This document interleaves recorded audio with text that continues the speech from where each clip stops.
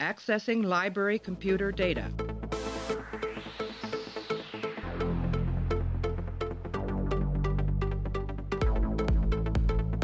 Out there are no saints. Just people. Hey everybody, welcome back to the show. We're continuing our run through of Star Trek Deep Space Nine. Right now we're up to the episode called Broken Link, the season finale of the fourth season of Star Trek Deep Space Nine, which aired on the 17th of June, 1996. Teleplay credit goes to Ira Stephen Bear and Robert Hewitt Wolf. Story credit goes to George Brozak. It's a unique episode in that a freelancer actually pitched the episode, and it's a season finale. Normally they fall to the writing room to come up with one, but this was originally scripted by a freelance pitch. In this episode, Odo is plagued by an unknown ailment that threatens to kill him. Meanwhile, the Federation and Klingon Empire move closer and closer to war. Clay, how are you? I'm good. Learning that this was a freelance pitch actually makes a lot of sense, because I was going to say that finally they wrote an episode where they worked backwards from how do we get Odo laid? Yes. And now that I know that it's a freelance pitch, that makes me feel like it's a fan fiction story. Did he pitch the second half of this story, which continues on the all the new things, quote unquote, that Odo can do now that he's a human? Yes, and there's a lot of pleasures that you'll be able to experience it with women in low-cut shirts coming up to you every couple seconds to explain things like that to you. I mean, that's how it is for me. I don't know about you. That's how it is. That's all there is to it. So we're going to talk about this one. It's called Broken Link. So Clay, take this broken link and learn to fly again. Learn to live so free. We're going to be back in a couple seconds. We're going to play an audio clip. We are going to discuss Broken Link. Excuse me, madam. May I have a moment of your time? You are a Cardassian. That's right. And on behalf of my people, I'd like to learn if there were any survivors after our attack on your homeland. Cardassian survivors? Yes. There were no Cardassian survivors. You mean they're all dead? They're dead. You're dead. Cardassia is dead. Your people were doomed the moment they attacked us. I believe that answers your question. It was a pleasure meeting you. All right, so season finale. We made it to the end, Clay. You have only missed 2 episodes of this season. You missed them early, too. And now we've wrapped it all up with Broken Link, which both it brings the Klingon Empire back into things for a little bit. We meet the founders again, and Odo goes home, as he's always been wont to do, as he explained to Garak last season that's all he wants to do. What do you think of Broken Link? Both as an episode and as a season finale. I'm kind of conflicted about this episode because I think the last 10 minutes or so are great, but everything up to that I found a little boring. Especially knowing it was the season finale, it seemed kind of... I don't know. It just, it was, there's a scene, there's literally a scene that takes up like 2 or 3 minutes where O'Brien is speculating over whether or not his wife is like talking shit about him. Yep. Like it's the definition of, we're just going to be on a ship while we're going from point A to B. And I don't know. It just, I mean, what they ultimately do in the last 10 or 15 minutes or so, I thought was really good, but I don't know, the path they took to get there. I thought was a little bit unfocused and kind of boring. I don't know about how you feel about it. It's I agree that it's a very slow opening. It has a lot going on in terms of like things that they're kind of introducing. It has a lot of little character scenes, like you mentioned there, where O'Brien is mentioning that he thinks his wife is talking about him behind his back, and they have the other bit of business where. When Sisko is explaining to his senior staff about the message from Gowron at the very beginning, they have a little thing about Kira's pregnancy where she's sneezing, and it gives them like a 5-minute stretch where they can kind of bullshit with each other. Yep. It's got a lot of stuff like that. This is either the worst or the second worst season finale that the show does. Yeah. The other bad one would be the first season, which was the Walk with the Prophets or whatever, Into the Hands of the Prophets, which was purely a Bajoran-focused political episode. This is probably the second weakness. It doesn't feel really like a season finale. It feels like they wrote it and then they got to the end and they're like, oh, Jesus, like we have to actually have like some kind of kicker to go into next season with. Yeah. And they introduced the Gowron thing. The Gowron thing is odd, and we're going to talk about this in the wrap-up video. The Klingons have been there all season. Mm-hmm. However, they haven't really been there. They've been in the background, and I think the show considers this to be a war, but I don't really... It seems to me like the Klingons are having a war with the Cardassians, and the Federation are just trying to not get involved with what's going on there. So, from the point of the view of the series for the entire season, you don't really see the Klingons all that much because they're working in the background. And then they just kind of bring it back here and have it be a reveal like this. And I don't know how well it really lands. If you haven't seen Gowron all season except for the opening episode, I don't really know how effective this was to do, but there's nothing wrong with it, and it kind of makes sense in terms of like the script that this would be the responsibility. It makes a lot of sense that a changeling would have taken the place of Gowron, and that's why these increased hostilities have happened. Yeah, because they're trying to play off against the Federation and the Cardassians, but at the same time, it's somewhat unsatisfying because we haven't seen the Klingons. What did you think? I didn't find the ending unsatisfying. I actually really liked it. I think you have, like you're saying, the Klingons aren't really on screen that much, but they're definitely there. Their presence is there. And so you never really forget that they're part of this conflict or part of the stalemate or whatever you want to call it. And I was more intrigued by the concept than by the fact that it was specifically Gowron. Mm-hmm. Like, I don't know. I kind of feel like it would still work if it was, any Klingon commander, if it was some, if high-ranking Klingon commander that we hadn't even seen before. Maybe it doesn't work as well, but I think the concept still works. I mean, they had been planting the seeds for infiltration the whole season, and so to actually have that play out on the Klingon side, I thought was great. Yeah,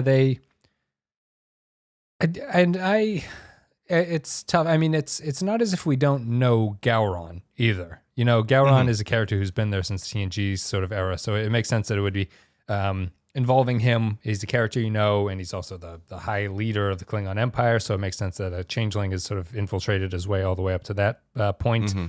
And I think that's good. We also haven't seen the founders, I think, since the opening, if we even saw them at all this season, besides that. It's been a while since we've seen them, at least not in that form anyway. I think there's been at least one, was it a Romulan or something? Or no, that was there was the O'Brien one in Homefront, the one who said, look at the havoc we've wrought in that horrible scene where O'Brien is in Homefront in Paradise Lost where they go to Earth. Oh, I'm thinking of the one played by the You Made Me Fucker guy from Seven. Oh. Was he Romulan or was he one of those the ear guys? He was a Romulan. He was a Romulan in the third season. Yeah. Yeah. Okay. That was last season. All right. Yep, that was last season. So I don't know if we've seen them since then. I can't really remember. The other sort of stuff going on with it is Odo's return to the founders, and what's sort of interesting about this is, remember the little scene in To the Death where Weyoun accosts Odo in the hallway and they have a conversation where Odo says, leave me alone. If I order you to leave me alone, will you leave me alone? Sure. The Jemadar episode where Jeffrey Combs is playing Weyoun the Vorta, and they sort of he has a conversation with Odo, just saying that your people forgive you and they want you to come back. Yep. In the script for To the Death, that episode, it was scripted that Weyoun touches Odo in that scene, and that was the implication of the infection that Weyoun had given him. They didn't film it that way. I think he does touch him, but it's that the camera doesn't focus on it. So the plan has been in motion for a while to bring him back and have the founders meet him again. The Odo's shape-shifting stuff, I don't know. How did the judgment of the changelings against Odo work for you? Is that a good enough reason to bring him back, or do you think it was lacking in some way? I think it's a good reason to bring him back. It's the only time a changeling has harmed another changeling, so I feel like he needs to be brought up on some sort of review, especially by I hesitate to use the word species that is so interlinked, obviously the way that they are. Yeah. Yeah, I think it makes sense. I think the punishment actually was pretty good. And I'll be interested to see whether or not they keep exploring it now that he's gotten his emotion chip, or if it's just kind of like something that they do and then they don't really talk about again for a while. Yeah, or if it becomes the emotion chip of generations in the movies and everything like that, where Odo just turns it off when he wants to turn it off. Yeah. I mean, like, is like 2 seasons from now, is Odo gonna start to realize, oh, he can actually still shapeshift or some shit like that? Right. He never got around to fixing it. That's an interesting storyline, I guess. So I'll leave it until we actually get to it. And and I think that it's a fine storyline, I think, to get him there. It feels a little bit cobbled together in some way. Yeah. Like, I don't really believe that they'd all go to drop Odo off into Dominion territory and Odo. Yes. Sorry. Go ahead. I was just going to say, I was thinking the same thing. Like, when they were on the Defiant again, as soon as like 1,400 Jem'Hadar ships showed up, I was like, why is Cisco on this ship? Yeah. They're flying into hostile territory with the captain of their space station on this ship. If they get killed, is he expendable? Is whoever's leading DS9 not really that in the grand scheme of it? Like, are they just going to plug in another guy and it doesn't really matter that he gets killed? I mean, what's the I don't know, but yeah. Yeah, I feel like it's kind of a tough episode to talk about, and I feel myself struggling a little bit just because it's not really super deep or anything. Like, it doesn't need to be deep, but it's really not much going on beyond what's on the surface in a lot of ways. Yeah. And like Odo's sickness and everything, like it's a fine little medical drama, but then they figure out what it is. They cure him very easily. He gets his punishment, and then he's come back, and it feels like it's more setting up for the next season than anything. The most interesting plot line to me is actually the Garak plot line. Yeah, and they don't do much with it, but it's a nice little subtle thing of Garak goes along because he wants to know what happened to the ships in that attack from the 3rd season. He's obviously, he never says it outright, but he's obviously most concerned about Tane, his mentor, who was on that ship, and he's trying to find him. Oh, I completely forgot about that. And he runs into the female shapeshifter. The female shapeshifter basically cuts him down to size and says, "Fuck you! Like you're dead." That was great. That scene was great. Yeah, and then she was like, "Go ahead. You were doomed the moment they were doomed the moment they attacked us." They're dead. She says, "You're dead. The Cardassians are dead, and Cardassia itself is dead. You're dead the second that you attacked us." Yeah. And then it ends up in Garak trying to preemptively destroy the Founders before. As sort of a vengeance thing, but also in his words to save the Alpha Quadrant, and Worf has to stop him. That's the interesting story to me. That's the one that actually has something going on beneath the surface about Garak's sort of arguments about whether or not this is the right thing to do with the Founders. Like, there's always the thing in the back of your head, like, did the Founders not aware that this could happen? Were the Founders hoping that he would do something in order to kickstart a war with them? Mm-hmm. But yeah, did you think anything about the Garak scene? I like the scene with him and Worf. I find his whole storyline sort of believable, and it fits both the character and sort of what the overall mission of the episode is. Yeah, no, I liked the Garak stuff. I liked he was put in charge of basically talking bullshit to Odo. Yeah, but in doing that, in doing that, they're actually also reestablishing the fact that he's kind of a scheming assassin, more or less. Yeah. So when he ultimately ends up trying to, I thought the only thing I didn't like about that is I felt like it kind of came out of nowhere. Like, there was no what part of it? From what I remember anyway, there's no moment where Worf or anybody else is picking up any change in the way the things are reacting, you know, like the systems are reacting. It's just hard cut to Worf bursting into that room, Yes. where Garak is like, you know, fiddling with the chips and shit. Garak says he forgot to turn off one security system or something. I think that's the implication, but they don't show that build up.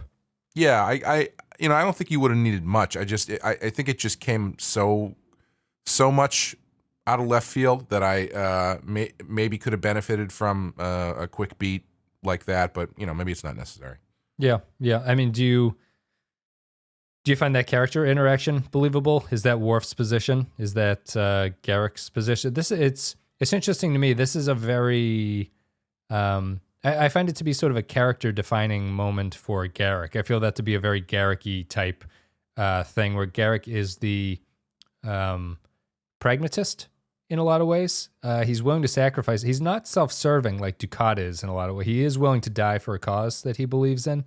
Mm-hmm. And his selfless nature there also has a sort of greater good inside of him, but he's also willing to do the dirty work that no one else wants to do if he's able to do something that he wants to, that he thinks is the right outcome for it. And I mean, arguably, knowing that the war eventually is declared, it might have been a good idea to sort of preemptively take out the founders at this moment. Yeah, I don't entirely remember what Worf says in that scene, but I do find he's a warrior, not a murderer. Yeah. Okay. Yeah. That tracks. That's believable. Yeah. Yeah. I get it is interesting. The way that they, you know, Garak is not entirely wrong. Like I feel the founders definitely have done enough to warrant an attack on them at this point. But yeah, they definitely have done enough to warrant an attack. But yeah, I don't know. So he's not entirely wrong, but the Federation is not taking that stance in this instance. You know, I guess it would probably wouldn't solve anything. It probably would jumpstart a larger, massive war, unless somehow the Defiant by itself managed to destroy the entire planet, which I don't know if that's powerful, but that's what they say. Yeah, I mean, I don't know. It's kind of it's odd because it kind of feels to me like the Klingon thing. Like it feels, I like the story in and of itself for what Garak is doing. However, it feels like you could have led up into this a little bit better. Like if you had mentioned Garak remembering Tain and remembering these things before the episode, it would have lent a little bit more of like this smoother transition to now that Garak is there, this is Garak's moment. This is his chance to do something about it. Yeah. Yeah. And because it's all in this episode, and as you're saying, the scene where Worf finds him just comes out of nowhere, it feels very choppy in that way. And it feels the same way about the Klingon reveal. It's been there the whole time. However, it kind of feels like it's just an artificial twist at the end of the season that you're going to throw this in. It doesn't feel like it was something that was building to this point, even though I think the Klingon example is a better case if it was building, and this seems like an obvious end result of what the changelings are doing. But Garak's storyline kind of suffers from the same issue. Yeah, I would agree with that. Yeah, I think the Klingon thing is a little bit easier to swallow. But yeah, they both do kind of come out of nowhere. And one other thing I kind of noticed, I'm always interested in the way that the species of the Dominion interact. Are the way that the Jem'Hadar talk, is that the way that if you were directing this episode and you had Dominion forces where a founder is telling Jem'Hadar what to do and the Jem'Hadar are talking to the founders, is this the tone that they would have for you? I do find it kind of funny that the Jem'Hadar just talk like normal people. Yes. I find it funny that specifically that they talk to the founders like normal people. Yeah, yeah. Kind of like they're just their boss as opposed to a god who's standing in front of them. Yeah, for the way that the Jem'Hadar talk about the founders in other episodes, they don't seem to really have that sort of reverence for them here when they're in the same room with them. Yeah, it's very much of like, It's like, she tells them what to do and is obviously in control of them, but they're not very deferential to them in a way that you think. Like, I would expect the Jem'Hadar to wait for permission to talk almost. They'd be in that kind of a role to the founders. And the Jem'Hadar, maybe it's just I don't know, they're showing the tenuousness of the founder hold over this species, and that the species is capable of like almost breaking away at some point. It's just this addiction to this drug that they have a problem with, but they don't feel like they've been super successful in genetically modifying them to revere them for everything they are, which is fair because we've seen countless previous episodes where Jem'Hadar is sort of wondering about whether or not this is the case. But I still think you should have written those Jem'Hadar as outliers and the main forces of their army be more subservient to them. The Vorta could be different, but I feel the Jem'Hadar have to have that kind of role. Yeah, and I have found it strange that there is no Jem'Hadar voice. You know, where the Klingons kind of have a voice, whether or not that's due to the teeth or not, I don't know. The Ferengi kind of have a voice. The Jem'Hadar, it's just like, yeah, it's like, hi, I'm Jem'Hadar Chris. I'll be escorting you to the brig today. I look forward to someday fighting a Klingon because I hear they're very good. Yes. It's just a guy, and there's even one shot where the Jem'Hadar guy is driving the ship and he's saying something to Sisko. The camera is on him, and I could not tell it was him talking. Yes. Because the guy was not acting through the makeup whatsoever. Yep. So you couldn't see his mouth moving, and he just kind of sounded like he was just saying, yes, we're on our way to the planet. We'll be there in about 45 minutes. You know, it was very middle management kind of delivery. That was a very odd scene. We talked in the previous episode about like wasting time on a script of having to explain why you couldn't put Kira's baby back into Keiko. Mm-hmm. The whole, this is all the technology we need so that you can't track where the homeworld is, felt unnecessary to me. Like, yeah, he just put his pager on top of the dashboard, and all of a sudden they can't track anything. I feel that having that kind of tech isn't very Jem'Hadar-y. Like, I feel like these are all very nitpicky things, but I really want the Dominion presence to be felt. Like, that feels like a Vorta role, to me. Mm-hmm. This is getting really deep and it was too nerdy into like the roles, but the Jem'Hadar should just be kind of attack dogs, in my opinion. Right. And them wasting time of being like, this is all the tech we're going to use to hide where we're going, and you need to give up your seats, and this Jem'Hadar is going to fly the ship, and now we're going to make the view screen fuzzy. It felt to me a lot like killing time. And I think in a season finale, killing time is probably a hallmark of a very bad season finale, if you think about it. Like, you should be pretty balls to the wall, I think, trying to wrap stuff up or kickstart it to the next season. And having a Jem'Hadar explain all this stuff that he's doing was not really what I was looking for. Yeah, there's a lot of killing time in this episode. There's literally 2 scenes where there's people just sitting around waiting. Yeah. There's the scene on the Defiant when they're flying, and O'Brien's just talking about his wife. And then there's the scene later where Bashir and Sisko are waiting for Odo to come out, and it's just like they're just sitting there, just like kicking rocks and shit for like 2 minutes. Beat. Yeah, Bashir is going to throw the rock into the thing, and Sisko's like, "Hey, those are people. Don't throw your rock at people." Pretty funny. Yeah, I actually like that. But yeah, as far as like story goes, I'm definitely not coming to this show to watch people sit around and do nothing. Yeah. You're just reinforcing the negative stereotype of it I already have. Also, why didn't he just turn into goop and like go into a bucket instead of taking 20 minutes to walk to the ship? Or like, why is he struggling so hard? I mean, maybe that's part of the point. They punish him by turning him into what he wants to be. But like, if you're falling apart and your natural state is that goop shit, why don't you just turn into goop and just, relax a little bit? Okay, so technical problems aside, Clay, we're not going to let that stop us.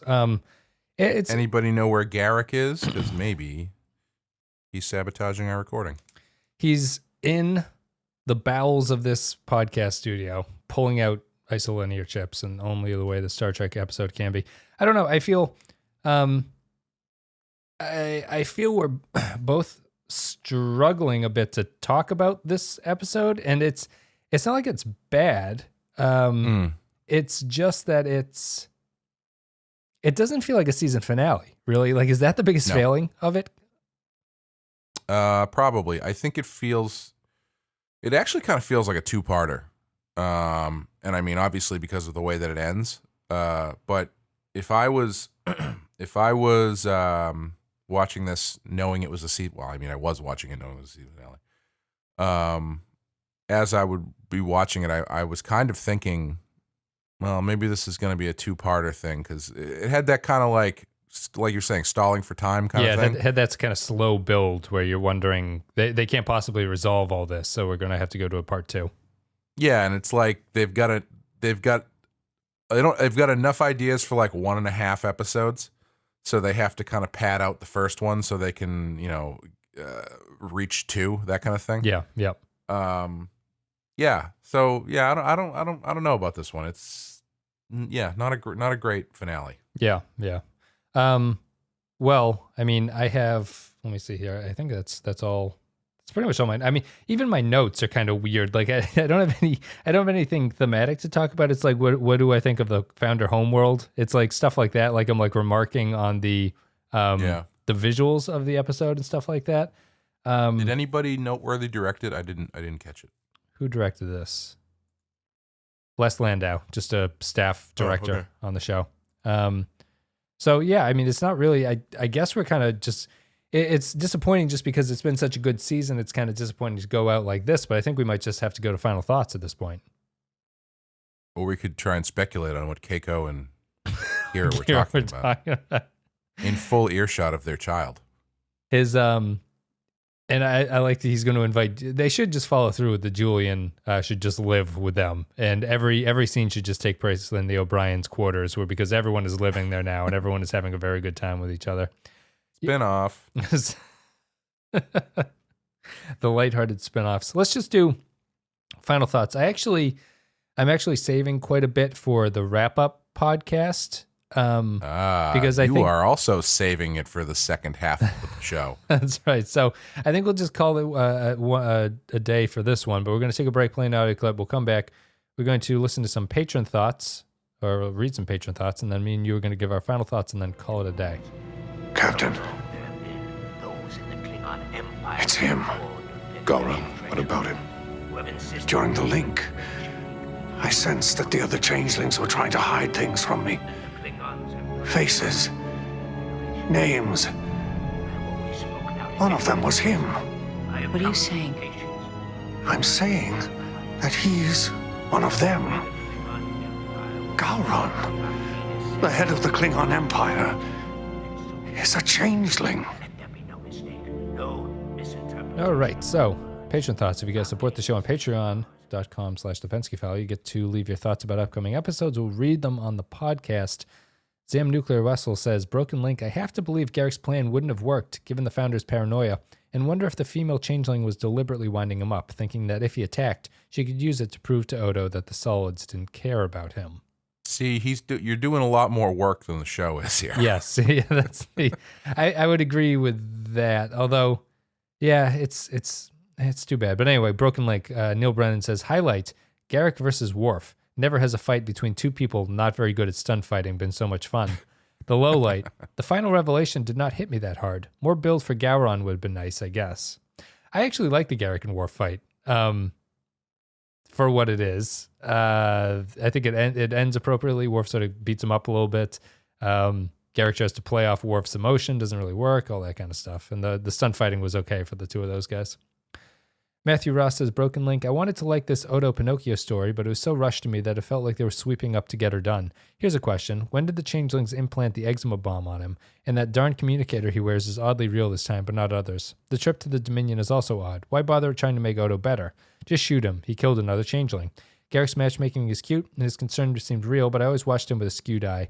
And they're all dead on that invasion, even if they weren't, would the Dominion tell the tailor? The reveal of Gowron was really well done. That he was a plant makes you wonder when exactly the Dominion arrived in the Alpha Quadrant. From the Cardassian invasion, before. Quark's good nature helping his nemesis is always fun to watch, but overall the highlights is the Gowron reveal, because deep down we all know Pinocchio would one day turn back into goo. In the last comment, Kyle Barrett says, Broken Link, I really like the character stuff with Odo, but the larger scale moments with Gowron and Garak's plan fall a bit flat for me. I still like the episode a fair amount, but it's probably my second least favorite season finale after the first seasons. However, I do really enjoy the little conversations the crew have in their downtime. There have been more of these scenes lately, and seeing the characters act in a natural way adds realism to the show. And after a season's worth of shouting at people, it's nice to see Cisco be a part of them. After 4 seasons, I feel like I understand these characters and that what they would get up to when the cameras aren't rolling, more so than the folks on TNG after its 7 seasons. Yes, I'd agree with that. Thank you, patrons. Thank you for chiming in with your thoughts. Clay, what are you going to give this one? Broken Link. 3. Yeah, I think it's a 3 for me as well. Have we had anything less than a 3 this season? Maybe this is a conversation for the next show, but we have. Has there been any? It hasn't been many though, right? There's only been 3 2s in this season. For me, anyway. Yeah. And I don't remember you ever going significantly lower than me, so I can't imagine your list would be much different. Yeah, I'm checking my list that I definitely keep, and I think you're right. I wasn't about to add another column to my spreadsheet for you, but I don't remember things being much different. There was no episode that you were... Frankly, I'm kind of surprised you don't have one already. I know. You did. Well, I was thinking about adding one, but then I was like, well, I don't want to go back and listen to all of the previous podcasts to get your ratings on. I don't want to start halfway through, so we'll see. Well, I can guarantee you that there's someone who is listening that can tell us what all of my ratings are, probably. Yes, so. Someone please chime in. Let me know if Clay has more than 3 2s in this entire season, but we'll save most of that for the wrap-up. I'm going to give this one a 3 as well. It's a pretty generic episode. It's not terrible. It's a letdown for being a season finale, but I think that it's perfectly, everything is just fine. Like, I'm like, okay, this is a fine way to go with this. This is fine. This is okay. This is whatever. None of it really blows my socks off, even if I do think that it'll end up in a better place. But that's my take on the whole thing. Yeah, I would agree. Guys, thank you very much. There's kind of a weird episode, a weird finale, season finale for the show, but they do get better. I'd agree with Kyle. This is one of the worst 2 season finales that the show ever does. The next one is very good, so we have that to look forward to. That's about it. Always the next one. Just keep watching till the end of the next season. Next things will change. And we'll have to. Books 4 through 5 and 6 and 9 are terrible, but the book 13 is where it gets real good. And this will come from someone who I would get a lot of happiness if George R.R. Martin, not that I wish him ill or wish he would die or anything, but just if he just gave up writing those books, that would make me very happy. The amount of pain that would cause people who have been reading all these books, and then for him to not finish his last one, I would find that very satisfying on some level. I won't be surprised if he doesn't finish it, because, like, I know that the show is going in a different direction than he is, but it kind of takes the wind out of your sails a bit, doesn't it? Mm-hmm. Like, if you're telling a story and then you're getting to the end of your story and somebody else pops in and says, he already told me this story. Let me give you the Cliff Notes version. Yeah, someone steals your punchline from your joke that you're going to tell you. Yeah, it's like, why even bother finishing the story at that point? Who gives a shit? I mean, it's not like he needs the money. Yeah. Yep. No, Just publish an outline. Just do it like 14 pages of just like bullet points of what happens. Put that out. That'll sell like 1 billion copies. Yeah. And then call it a day. Don't even charge like a nickel for it to download it, and just get your $100,000 and call it a day. There, it's not worth killing yourself over George R.R. Martin. But I'd also don't. Lesson to people: don't get invested in huge fantasy novels from people who are past the midpoint of the average lifespan. I think is a good idea too. It's just. I thought you were going to go be a little more cynical, even more cynical than that. Be like, lesson to people: don't get invested in things, because it's just a setup for feeling bad. Well, I have to get you invested in season 5 of DS9, so I can't tell a lie such as that, but. We're going to have a wrap-up episode. I do have a lot to say about the wrap-up episode. I think that the wrap-up episode is going to be a much more interesting podcast than this one, because I think that it ties into everything that we've seen in a much better way. So, all the social media, Facebook, Twitter, Discord, go there if you want to talk. Patreon.com/the Pensky File if you want to support the show. $2 a month. You get extra stuff. You get podcasts. You get videos, blah, blah, blah. Thank you very much, patrons, for supporting the show. You make all of this possible. And then rate the show on iTunes if you can. That's always a very, very helpful thing to do. Gets the ratings out there. Use your phone. If you have an iPhone, go ahead and do that. And as always, thank you. I forget to do this, but Thank you to the Captain Tier patrons on Patreon: Stephen Cobb, Eric Johnson, Jay Stanley, David K., Nick Sergi, Nathan Elliott, Michael Pond, Matthew Cutler, Will Yates, Matt Flores, Samuel Custer, Santos Gonzalez, Robert Cummins, Andrew Churlog, Spinobi, Russ Graham, Decker Sebastiani, Neil Brennan, Bradley Killens, Mike Burnett, Matthew Ross, Ben Douglas, Kyle Barrett, Joint Mango, Tarek Latif. Guys, thank you very much. You make the show possible. Much appreciated. Clay, do you have anything you want to say before we wrap this up? No. Guys, we will be back with a wrap-up video, and then we are going to be into Season 5, which starts off with Apocalypse Rising, which is an excellent title. But this is Broken Link. Clay, thanks for coming on. Yeah, thanks for having me. Guys, we will see you next time.